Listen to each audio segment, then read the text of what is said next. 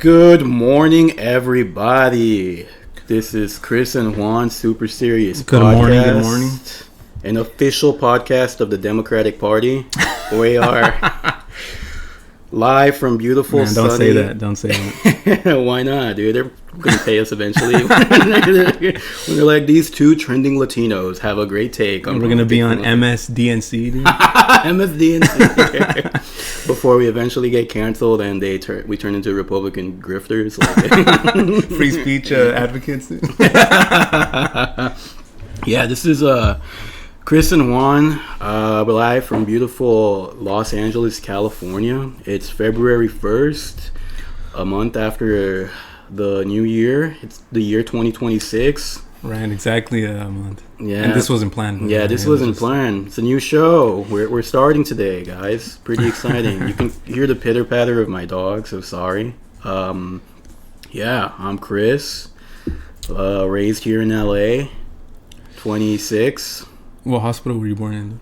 I don't know. I don't think you... No, you don't know? I have no idea. No, I was born in Guatemala. Right. I don't have a birth certificate. I thought you were going to say, like, why Memorial? No, like Cedar Sinai. And that's funny. Yeah, that's where I was born. But I've been pretty much living here my whole life. And what do you... I don't know if you want to talk about maybe generally kind of what you do. Oh, yeah. No, well, I work... You don't have to give details. Yeah, I work for city government. I'll say that much. So I'm not really comfortable disclosing my job until maybe either I lose it or I become too popular or I'm too big to fail. Then we'll probably discuss my job more in detail. But as of now, that's all you guys get to know. College, high school. Yeah. Oh, so I guess some context between Juan and I. We have a lot of interlocking history. Unexpectedly, we went to the same elementary school. We grew up in the same religion. The same cult. Yeah, the same cult, basically. And we didn't know each other until we met in high school by chance because we had a mutual friend at the time. But, yeah, it's pretty interesting coincidence of events. We've been friends for a good majority of our lives right now. I want to say like a decade, pretty much. More, I guess, at this point, yeah. Yeah, you're probably right. Yeah, 20, yeah. Yeah, like 12 years, huh? 12 years. Yeah, I've known this guy for 12 years. We went to Laches High School, defunct high school now, by the way. Yeah, Los Angeles International Charter High School. The stories we have from there. That's funny, actually. This last schooling I went to the school had already been defunct by that time, right? So like, I was looking for it and seeing if it came up on a list, and I'm like, man, is this gonna believe I went to high school? Right? Like, no, yeah. I have my diploma. This thing's not around anymore. Right. I'm like really grateful I have a college diploma because I can't imagine not having like not having one and having to present the latest like one. The high school one. Yeah. What the fuck high school is this? What are you talking about? They look it up and they won't find it. So. Right. And it sounds fake. It does sound the fake. title sounds fake. It was a fake high school, by all means. It was a fake high school by all means. That shit was not legitimate. Yeah, that's pretty then much it. College. I went to UC San Diego, class of 21. Go Tridents. I was in Marshall. If any of you, so I'm not sure if you know this, but UCSD, it's like split into 6 colleges. Okay. Like arts and math and that kind of thing, or it's kind of like the best way people put it is like Harry Potter with Hogwarts. It's like but we have it based off like historical figures. Like we have Warren, Eleanor Roosevelt College, ERC, Mir. Okay. I was in Marshall, which was formerly Third College, so it used to be one of the original 3 colleges. The reason they did that is so that they could separate the school because it used to be a very protest-heavy school. Really? Yeah, I'm not sure if you knew this, but one of the first, I think the triggering event of the Vietnam War was a student who set himself on fire, like on campus at UCSD. Yeah, and they had it like marked at the campus. Pretty cool, but pretty like. Yeah, it's UCSD has a nice. I don't know if it's called satellite right by the beach where the Scripps Pier is. Yeah. Is that a satellite campus or is that like a it's research center? Yeah, it's a research center. Okay. It's part of the main campus, but like literally just a bus right away. Yeah, but I mean it makes sense now that I think about it. It's right next to like Camp Pendleton. So. The little Burning Man. You guys were libtards from day one, dude? Yeah, dude. Yeah. Oh, yeah. This is a very unwoke podcast. Sorry, libtards 3. No, I'm pretty leftist by all means, but I'm not going to say. I guess when we start talking about politics. Yeah, when we talk about politics, sure, when we get down to the nitty gritty, the context clues will give it away. You'll call me Comrade Chris, but as of now I'm Chud Chris. Chud Chris, the Uncle Cried Chopped over here. Okay, I guess so. I'll go next. I'm Juan Quinones. Went to same high school Chris did. Came a year late. Born in a year late, and I finished the year late too. Oh yeah, you might as well have, bro. Yeah, born and raised LA. I lived in the Valley for a couple years. LA's way better. There's really nothing to do out there. Everyone that hangs out in the Valley or lives in the Valley comes to LA for the weekend for whatever they're doing. Education, I went to Cal Poly Pomona. Go Broncos. I'm not a UC. I'm not a UC baby. I did study econ there, and then I also did business analytics after. And right now, I work as a cost analyst for a waste management company. Yeah, we bring this up so that way you guys know that we're the real deal. That you're dealing with two professionals here. Yeah, you know the one thing everyone asks me on the street is, Chris, you and Juan are the smartest Latinos in Los Angeles. I know you You're guys. talking about the homeless down here on the street? the unhoused behind you in front of my apartments. They're usually coming up to me and they'll be like, Chris, Juan, you guys are the two smartest Latinos I know. When are you guys going to give your input on so-and-so? And I'm like... When are you guys going to fix homelessness? Yes, when are you guys going to address the issues hitting this county today? And I said, don't you worry, I know just the way to do it. And we are starting a podcast. So we see you. One episode at a time. Yep, we see you, we hear you, we'll vouch for you, we won't act for you. Yeah. That's how it goes. What about, I guess, since we're still doing intros, dating life? Dating life, relationship status? Bro, what is this, the FBI, dude? No, I mean, yeah, I've been single for about a year by now. Still on good, amicable terms with my ex. Yeah, in May, it's about to be a year, dude. Oh, shit. Pretty crazy, huh? Right. How about you? Same. I thought it was closer, for me, it was around June. So I'm thinking, yeah, and I thought you did. Was mine in June? No, well, yours was in maybe I'm earlier wrong. May. Yeah, it was the same. It was a little bit after before you, right? Yeah, because yours was like in early May. So then that's close to. It's like 9 to 10 months at this point. Yeah, right? Yeah, pretty close, dude. Fuck, man. Yeah. Okay, I bring this up because we saw. Yes, this is our first topic of discussion for today, guys. This pissed me off. So we saw this list that came up on first. Okay.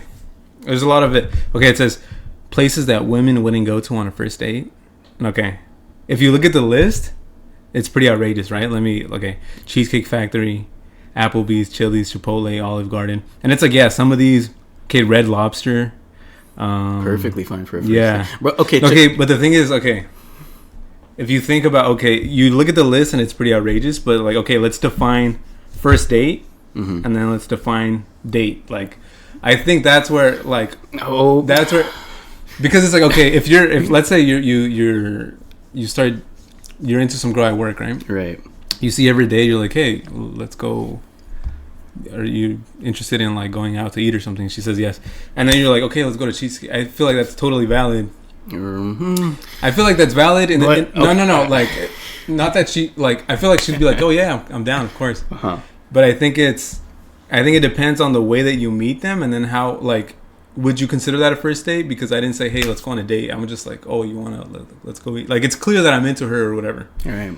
But I would consider that a first date, and maybe the ladies that fill this survey out wouldn't consider that a first date. Well, okay, I'm taking that list at, like, face value. Yeah, face value, where women have been told this is a first date. I think it's a little outrageous. It's a little classist to say that you can't take a woman to Cheesecake Factory is one of the most expensive places I know, and it serves. It is. Yeah. I thought it was like nice. Yeah, it is. Yeah, right, like it is. Okay, take the LA-ness out of us. You go to like some Midwest chud town. Cheesecake Factory, I imagine, is like that's number one. Yeah, on the list, Michelin right? star, Yeah. Michelin star restaurant. Why would you be offended by that? I would feel so like grateful. One of my first dates in college was Cheesecake Factory. So Really? yeah, it was. I'm kind of offended at that list, dude. What other restaurants did you say? That number being number Yeah, one. Cheesecake Factory is like pretty. Yeah, I would egregious. Maybe okay. at like number. Hey, maybe we could take these one by okay. Olive Garden. Olive Garden. I'd still say decent, but it's a tier. It's definitely tiers down. A little tier down. I'd say tier down. Okay. The movies I kind of understand. The movies I also understand. That's like a third or fourth date type of, because and it's like it's kind of a cheap way for the guy to not want to talk. Like yeah, like. And then also I guess it depends. There's no information on this, so like what age range we're talking about, you know? Right.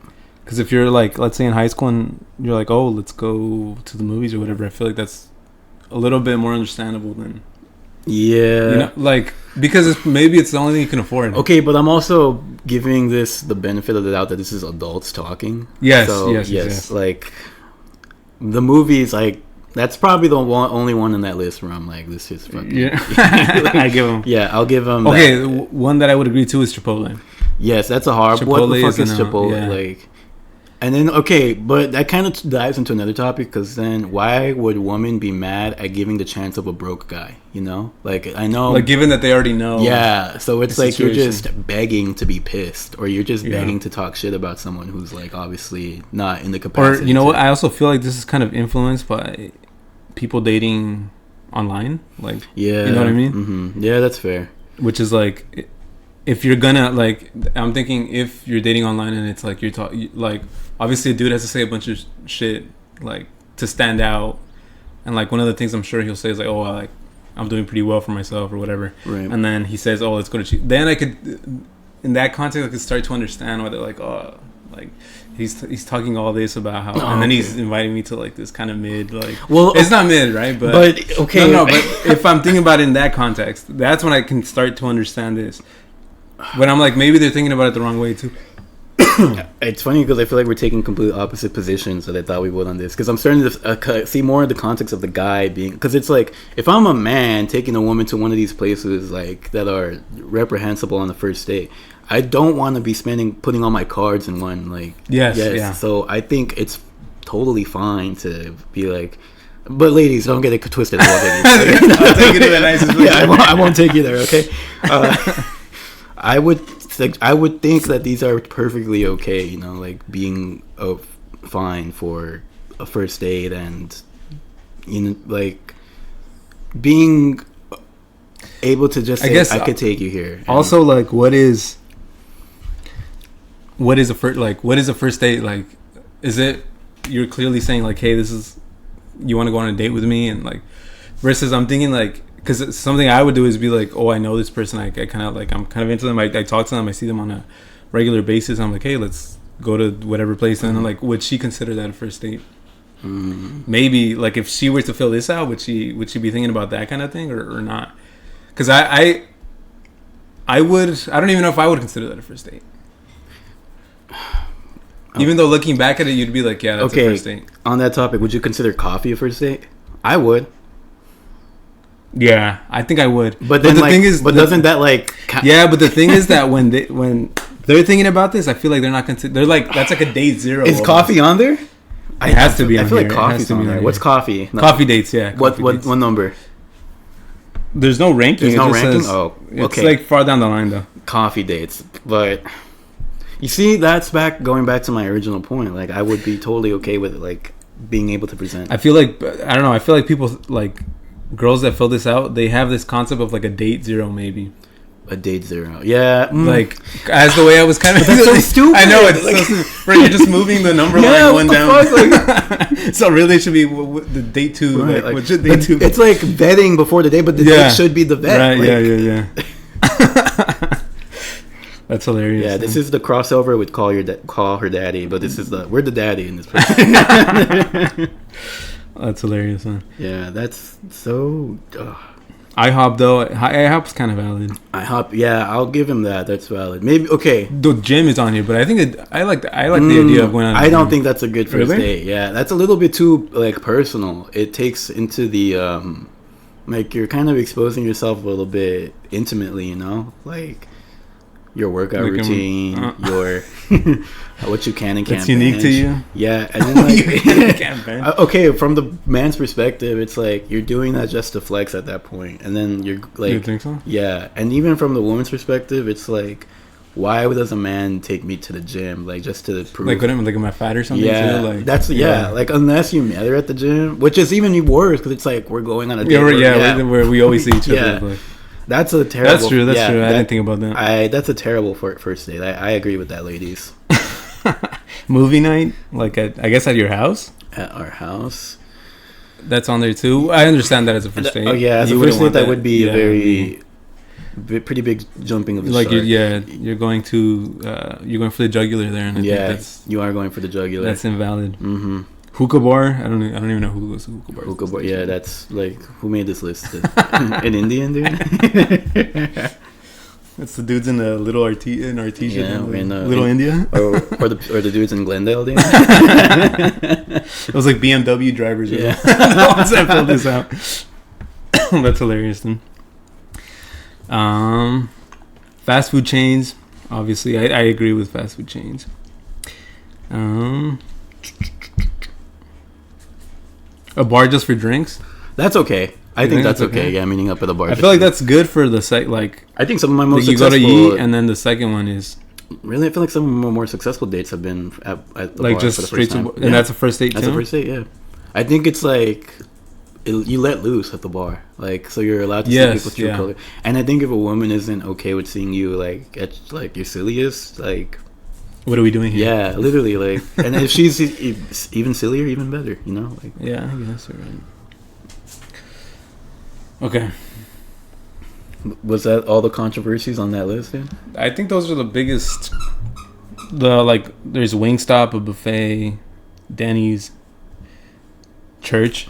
Church is a horrible person. Who made that, bro? That's hilarious, dude. Bro. Somewhere that requires a long drive. Oh, that's a little sus. I will agree. That's like a very. That's too much, right? Yeah, Like, and it puts you into a very like intimate, precarious situation. Okay. Okay, I guess. What do you think about or what's your opinion on online dating in general? I think it's okay. I'll say this. It's funny you bring this up. Because I feel like a lot of the stuff on here is a product of online dating versus like seeing people in person. There was an era that we're past where online dating was like the place, the thing to do. In college, it was pure Tinder, Bumble, Hinge, and those were like great resources. They weren't pay to play, and now I don't care if match. No, I'm serious. Like, yeah, like I get you. Now it's like you're paywalled behind. The hot people are paywalled, and you're paywalled for being ugly, and you gotta basically promote yourself by giving into like. Match Group owns Tinder and Hinge, and they have monopolized dating life for younger generations. And I think more people should talk about that because there's like a huge. It's creating like big social dynamics that are. Yes, and it's like non-existent. And people aren't going out anymore. People are trying to meet the right like. And then like as a like average dude like. Mm-hmm. Yeah, like you're basically thinking like as a non-mogger, I guess. Right, like you have to say you have to say the craziest shit, like yeah, you have to like over present yourself, and it's like almost it's like doing a job application in person, and it's a little bit not impossible, but it's a very difficult to get yourself out. And I think have you I mean I'm sure you have, like when you're on a date and it feels like a job interview or something, like bro, this is the worst thing ever. It's the worst, dude. Yeah, it's okay. Is it worse because the person you're on the date with is boring, or because they are trying to vet you as a provider? Okay, I think it's partly number two, and also it's just like I feel like it should be like the discovery process should be more like organic, like the fact that you're setting up this list, like that you're giving me these like it just feels unnatural, and it feels like I'm not enjoying it at that point. Yeah. Whereas like back against the wall. Yeah. Whereas like it as it comes up, that feels like more enjoyable or whatever. So, and then I don't like interviews in general. Like I feel like I'm not good at them. So and it gets me in that mindset and like it's like I know I'm bullshitting. Are you my fucking boss? It's like what's your biggest weakness? Yeah, like okay. You're paying me for this? Like Yeah. But no, I think going back to online dating, I think it's fine, but I think there's an over dependency, especially in our generation, on that type of outlet as a communication. And I think there's like going out to meet people in public is a lost art. A lot of people are very cliquey as it is, especially in LA. Like they're very redundant to accept you into your group unless you're like somebody, and online dating exposes you as that somebody. And the culture has changed completely, and match groups should go to hell. So. Yeah, and then I mean, I'm sure like our listening demographic has gone through this too, where it's like as you kind of get older, you don't really go to school anymore. You just go to work. You see the same people. Right.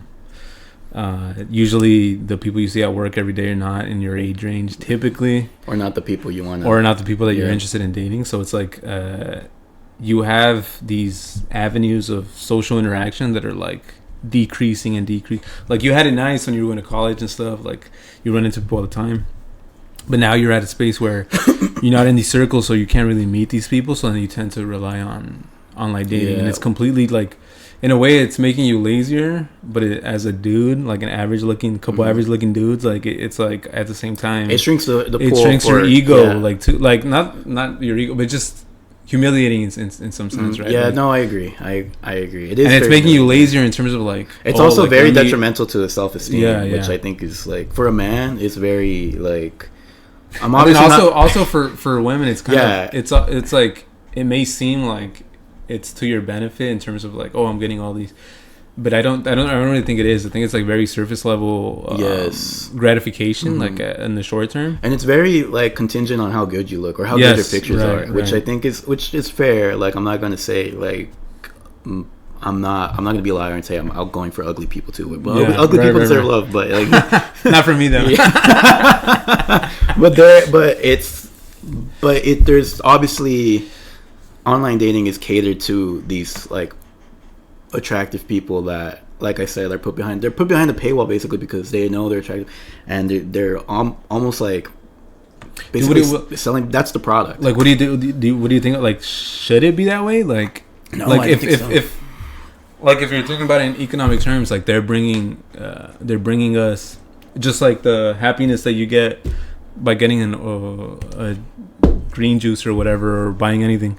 The fact that you're able to interact with these attractive people like brings you some level of utility. Like, even though it's like morally not, I think it's not correct. Do you think that it's like, okay, I mean, it's fine, like they're providing a service to me, should I be able to do that? I don't know. I don't. I think it's like really like I said, when it was first in the market, I think it was great because it wasn't really it wasn't monetized. It almost feels like it's getting gamified now. Yes, it is. Yes, very gamified. And at the beginning stages, maybe it wasn't. It wasn't at all. Yeah. And I'm not sure if you knew this, but Bumble actually. Well, initial point of Bumble was that the woman messaged first, but some guy sued because he kept getting matches that like were very attractive, but they wouldn't message first. And he's like, "You're eliminating my dating pool," and they reached a settlement.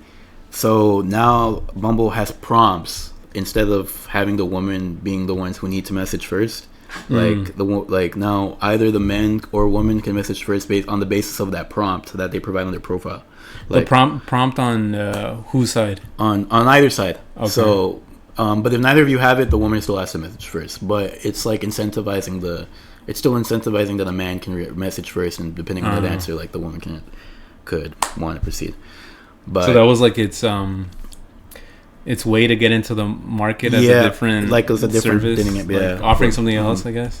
Yeah, and Hinge, I like Hinge a lot because you can see who likes you immediately instead of it being like a Russian roulette like Tinder. And but that's a very basis of elimination, and that one I think is a bit more. When it was first in the market, it was very like specific for long-term relationships, I would feel, and. Now I think it's just like it's basically what Tinder was known for, is basically like a hookup app or just people just trying to climb the social ladder, especially in LA. And yeah, there's a lot of gamification to that, and I think overall I think they're really bad. Like it feels like it feels like this gamification applies to these dating sites, but it feels like it's applying to every social, like every social medium. You know what I mean? Like, but for different reasons, right? Like TikTok's getting gamified, Instagram is getting gamified. Yeah, and like I'm thinking, if everything is getting gamified, like, is that how it should? Like, is that how things should be, or like, or how do you set up guardrails for systems to not get gamified, basically? Which is tough. It's just tough. Like, you get rid of Israel, dude.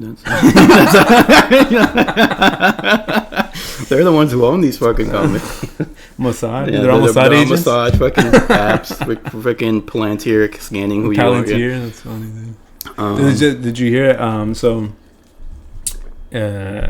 This was, I guess, more than 10 years ago at this point, but there was 43 students that disappeared in Mexico.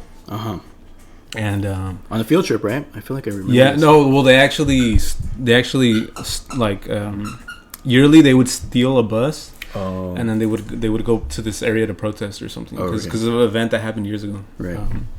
It was like a anniversary of that event or something, and they disappeared. And the claim was that the government, the mayor of the town or whatever, like took them on purpose, because there was like drugs in the bus or whatever. Okay. But so it turns out that they brought this special group of people to like investigate what happened because they wanted a third party to do. They didn't want the government to investigate itself. So this third party of a bunch of South American, Central American like specialists and fire and stuff because they found like bone fragments and stuff. So they gave them like devices like so they can communicate with the Mexican government, and then it turns out that those devices were like they were like following their movements. They were recording everything they were saying. What? And then the Mexican government had gotten all that stuff from Mossad. No way. Yeah. What the fuck? So they were like tracking exactly because. Obviously, the Mexican government was complacent in this, and like I don't want to say that they're these big bad guys, but they had a interest in what the narrative was going to be. What interest? What does like Israel have in like Central American countries? Like I don't know, but they definitely want to be partners with the governments. Right. In these different. I would imagine they want to be partners with the cartel too, because they could be very good. So if the government goes to them and says like, "Hey, let me get these," maybe they don't even know what it's for. So to give them maybe the most charitable position, like they don't know what it's for. They don't know that they're these good people are out here trying to figure out what actually happened. Like the government's getting in the way. They're just doing whatever the government tells them to do. Oh shit! And yeah, so they were getting tracked the whole time, and then they got kicked out. The special the third group. Parties? Damn! And was it ever investigated? Like it was never fully. That was a big 2018 to 2024, 2023. There was a new president, and that's a big reason he got elected was because he's like, oh, we're gonna get to the bottom of this. The guy before Scheinbaum, right? Yeah, AMLO, yeah. The Mexican Bernie. The Mexican Bernie. Bro, he's been letting me down. Mexican lately. Bernie and Trump at the same time. No, yeah, he's the populist president. Yeah, he's a populist. Yeah. So a big part of his ticket was like, hey, we're gonna figure out what happened to you, and I don't think it was ever 100% like. And then Sheinbaum is like, that's not even a thing on her radar at this point. Yeah. So they're definitely in a lot of intelligence. Right. Yeah. No, yeah, I remember there's something I thought today. Funny. One of the headlines that came on my notification was the Department of Justice insists that Israeli Mossad agents are purposely putting Trump's name in Epstein file. Bro, I feel like it's funny because like the average MAGA conspiracy theorist obviously believes in the idea that like Israel bad, Yes, and I agree with you. MAGA, like the non-rhinos basically, right? The pure MAGA people. Correct. And the actual MAGA, like Trump and them, like I feel like they think their base is stupid enough to where they could switch just up. Tell you some shit, right? And like sure, like they are a bit like ditzy. But I gotta give them the credit that I feel they don't like. They hate Israel so much, like that they won't fall for that. And I think to them it's like kind of triggering. Where it's like, what are you hiding? Or what like being duped for that long on the system of belief that you thought was so right, like crashing your entire. Dude, the Epstein file is like a huge it's a couple episodes just on the Epstein files. Yeah, dude, just on roasting Elon. Just to roast Elon.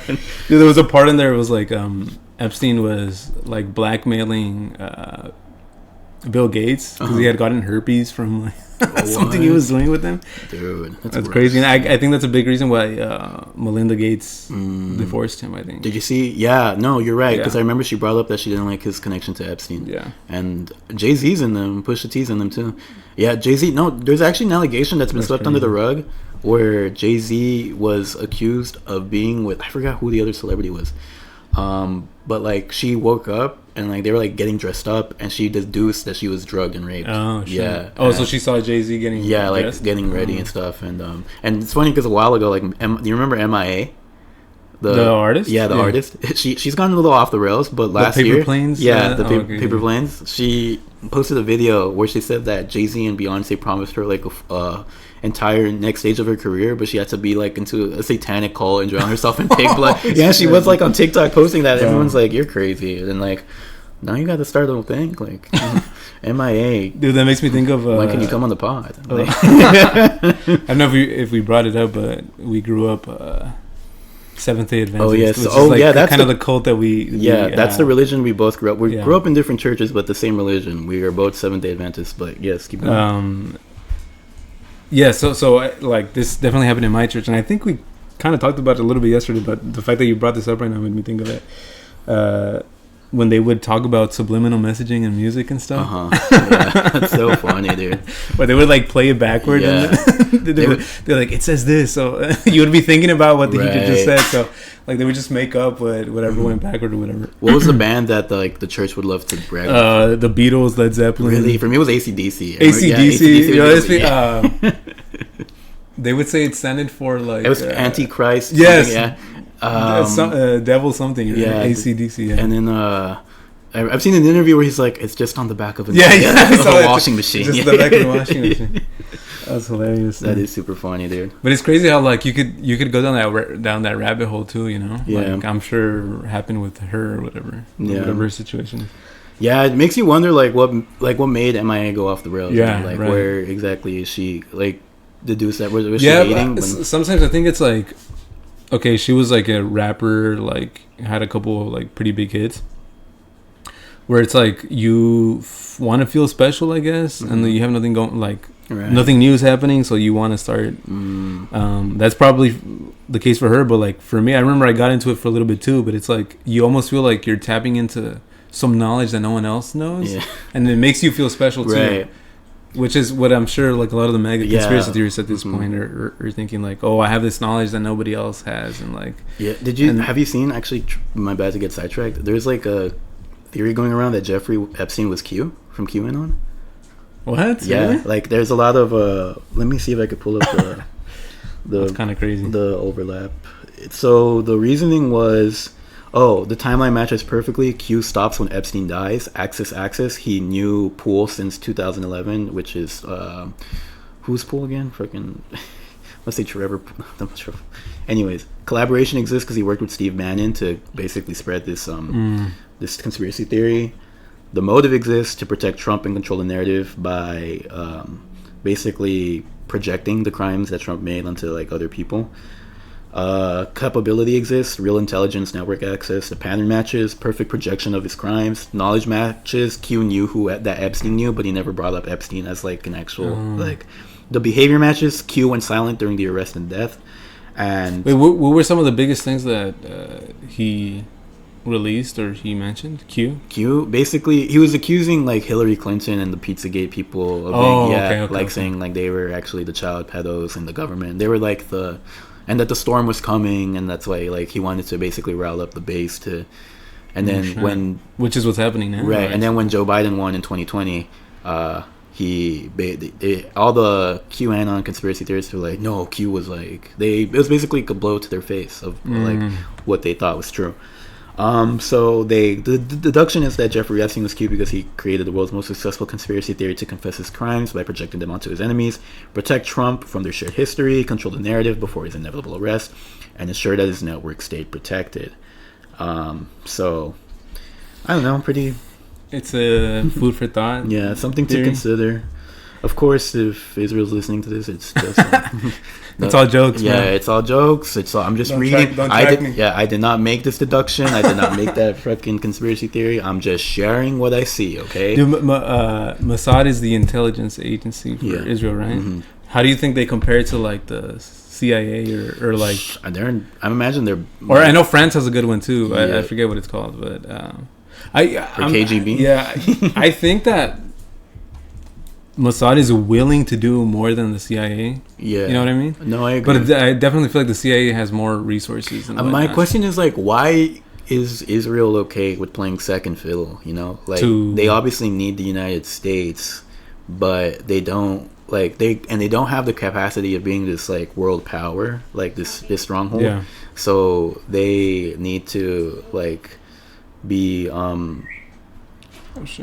they need to be like, I'm not sure what they necessarily need. Like what their goal is, or yeah. What do you mean, like allying with the United States? No, like what the end goal of that is, or yeah, because it's like I'm saying it because Israel's obviously not huge. Like they're like. But they act like they are. They almost need to be like this. Yeah. This parent. This. I always assume. I always assume it's just because they have a lot of pressure from their neighbors, right? Right. That's my assumption, but I mean, I don't know. I don't really know about what's going on in the Middle East, to be honest with you. But just what I see in the New York Times and whatnot. So. Yeah.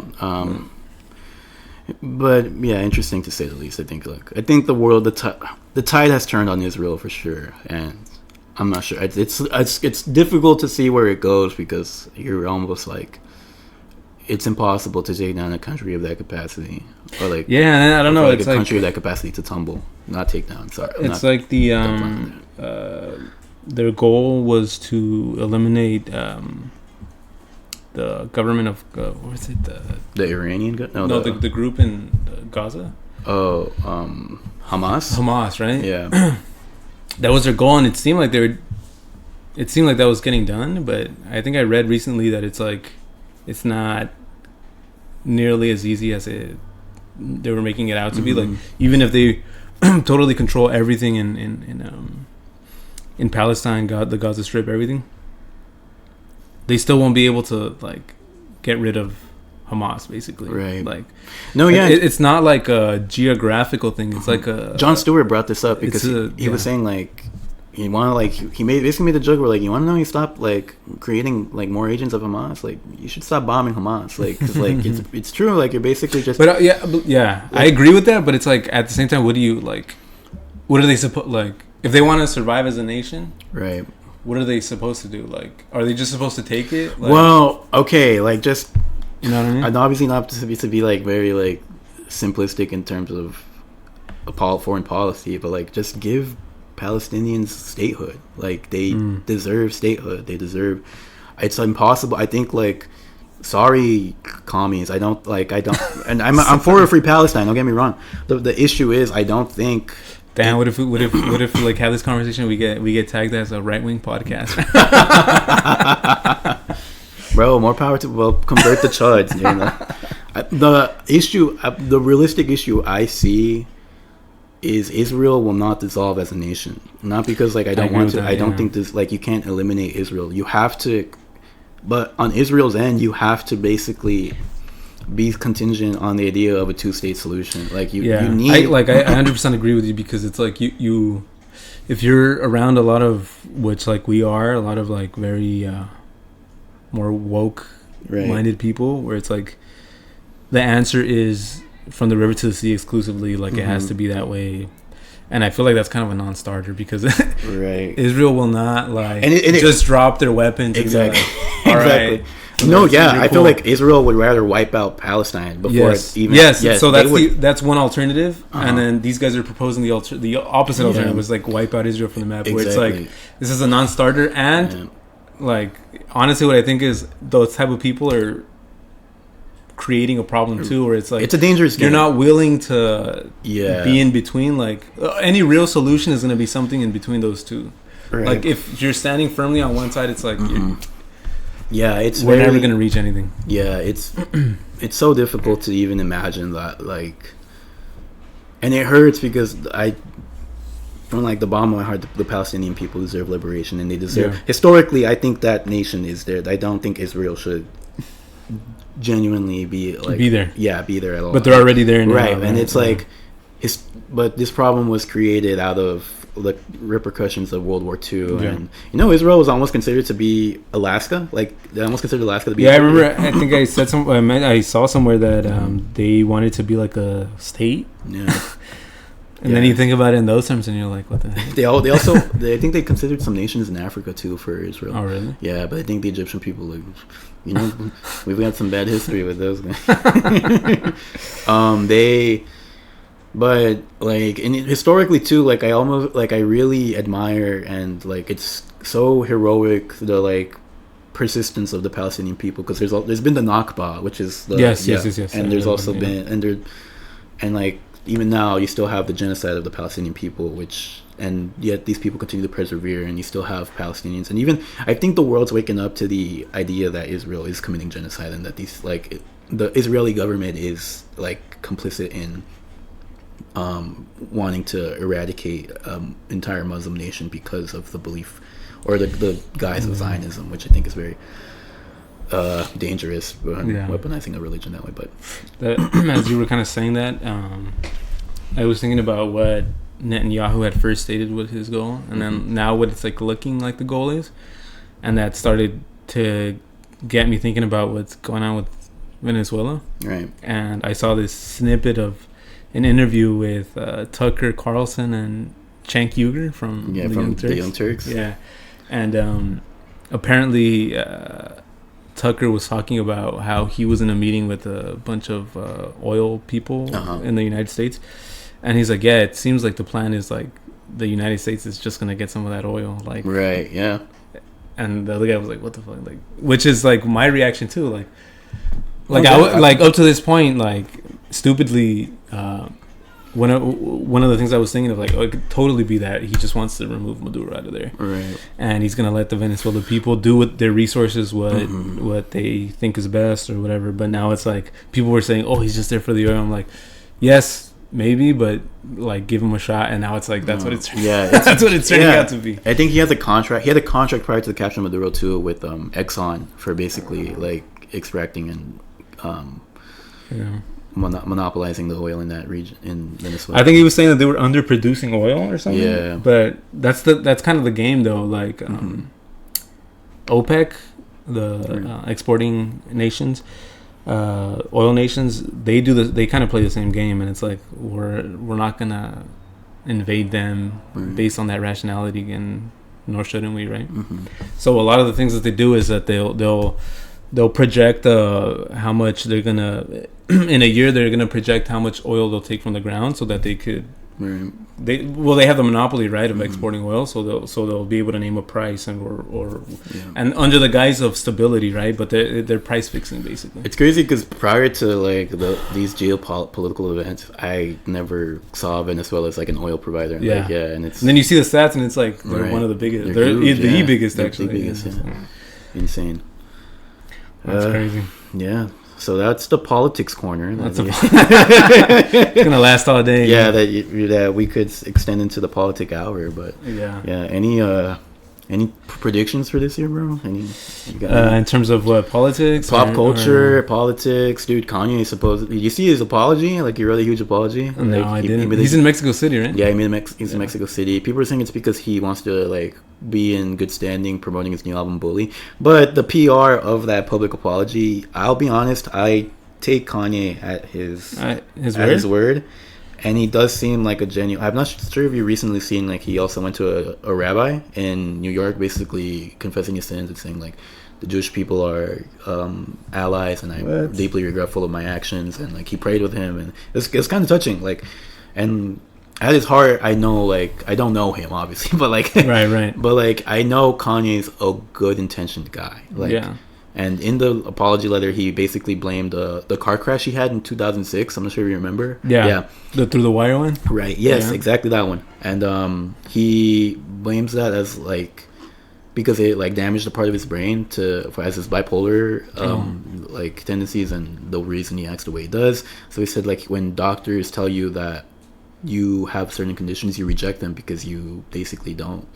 You're not at the expense of allowing yourself to be that vulnerable or to be seen as that. And he basically admits to all this, and he says like he knows he has a lot of reputation to build up again, to say. And truth be told, like I do, because I historically, if you've seen Kanye and you've known the interviews, like, and being a Kanye fan, like, and yes, he's said some really reprehensible shit, like being Nazi, it's fuck, or like Hail Hitler songs, like, absolutely like inexcusable and fucking. But I think his first step should be like owning that and not being like ashamed of it, you know, and being like, no, this is like, I did that. I did that at my stupidest, but that's not the person I'm trying to be, like, universally, because like I think he'd like any person, or not trying to like humanize celebrities culture, because like they're celebrities, they obviously have better than me, but like he deserves like a benefit of the doubt, and he has a family, like he deserves to be with his kids again and to have that equal time from Kim K, so that I could spend some time with her. And don't worry, Kanye, I'll take care of her. But yeah, any predictions that I can? I think if we consistently meet and consistently do episodes and stuff, I feel like this podcast can take off. I don't know. I think it'll be an okay podcast. Like, no, yeah. Like I feel like, as long as I don't even know what the definition of like okay is, but like I feel like at this point, if I get more than 100 views consistently, I'll be like 100 views weekly sick. Would be pretty. That'd be for sick. Listeners would be awesome. That's success for me right now. I agree. Just that. Yeah. Fuck. You can say anything about like the world, like about the. I think the Ukrainian conflict is going to keep going. Oh, keep going? No, I think it's going to keep going. I think so too. I think it's going to be at a kind of a stagnation, and we're going to, I don't know how long it's going to take, but I'd say this whole year is going to be continuing, because you know that. Interesting. Personal goals, personal predictions. Hopefully in a long-term... Not a long-term, the start of a long-term relationship by the end of the year. You hope to meet someone. Yeah, that's cute, bro. Yeah. Nice. I'd like that too. But I'm not predicting it, but I'd like it. I can. You're not being so bold. Yeah, like I'm playing it safe, but that'd be nice. I predict that Donald Trump loses the election to Joe Biden. I think. I predict that Kamala Harris runs for president because Sleepy Joe becomes You talking about the one from 5 years ago? No, I'm talking the about pod episode. This is what's happening this year again. It's all gonna happen again. That's your prediction? I think Kamala's gonna run again. I'm predicting COVID too. Like no, I think COVID iOS too. I think Democrats make a huge splash in the midterms, and I think progressives continue to get elected, but I also think... At what level do you think? At every level? At every level, but I don't think any real change will come because moderate Democrats will start siding more with centrist Republicans in order to keep the peace. Do you think... Okay, and maybe I don't follow closely enough, but do you feel like people that get elected as progressives just become... centrist, basically, or okay. Going back to the Kanye brain damage thing, do you know John Fetterman? Yes, he was a huge progressive. Yeah, now he's like a huge. A lot of people attribute it to a brain tumor he had.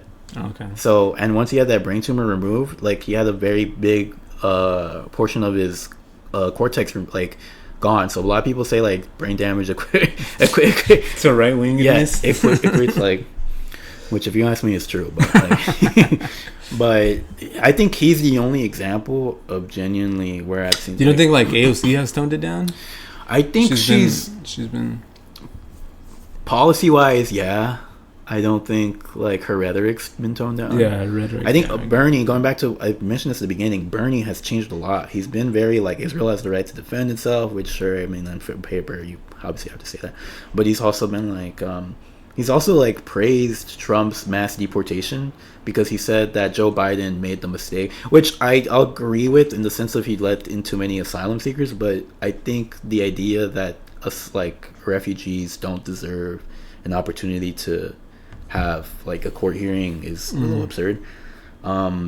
And he's been basically a bit more centrist on these ideas, but he's still like the progressive granddad of like I think you obviously Zoran got elected, which is great for the city, and I hope that LA mayor. I wonder. Yeah, I think it's an interesting like experiment. Like hopefully he pulls through with what he wants to do, right? Because I want to see how it's gonna pan out, basically. Right. Like, you know, is it gonna work? Is it not gonna work? Like, is New York even a good proxy for the rest of the country? I think it's the perfect proxy. I so? think it is because it's diverse. It's basically a city state.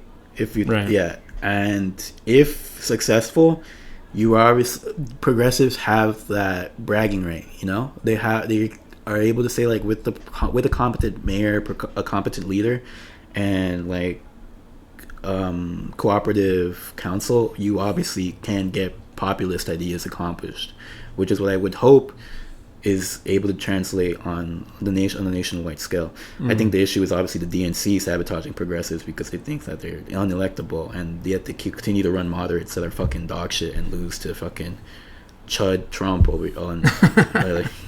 and but that's one prediction. I think nothing bad happens to Trump. I think he lives a healthy life. Because nothing bad ever happens to bad people. I'm actually like, I don't think Trump's the worst. I think fucking Stephen Miller and those people are the people around him. Yeah, basically. They're much more worse. I think this podcast takes off. What does take off like? Taking off. Wait. For me, I'm happy. Like I said, 100 views. We get listeners outside of our circle, like people who and then they start sharing or just start like clipping and it'd be interesting to get feedback too, like should we go into these with topics in mind, or is just shoot the shit? That's what I'm saying. Like, but what do people think? Like, is it better to do that, or is it better to go stream of consciousness? Like, it feels definitely like more genuine, right? Yeah, like, I agree. I feel like that. I feel like this episode now was not structured at all, but it's still but it's a good conversation. Like, perfect, I'm enjoying it so far, right? Me too. Okay, that's almost the hour. Any plugs, bro? Any plugs?